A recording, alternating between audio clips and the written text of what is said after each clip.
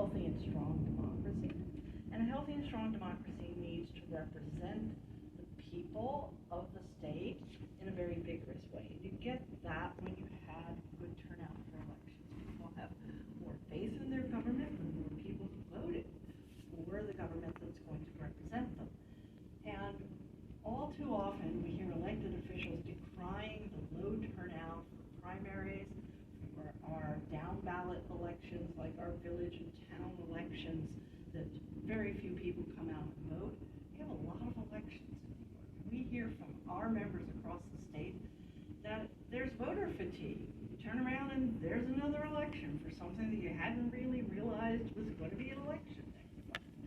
So we're interested in encouraging people to vote, making the system accessible to the maximum number of people, and consolidating elections so that we have fewer elections with more offices. We have seen in states across the country helps encourage more people to vote.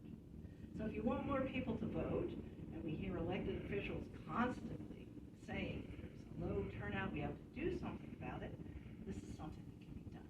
If I recall, the back and forth on this before it got passage and now is awaiting the governor's signature if she's so inclined, was the New York City carve-out. How did that all go down? Will we see this change in New York City at some point? New York City required to change the dates when elections are held, for the years when elections are held in New York City, requires a constitutional amendment.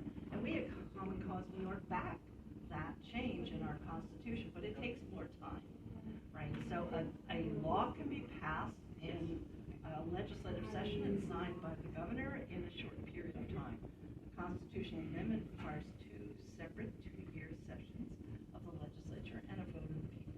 So that's a minimum 3-year process.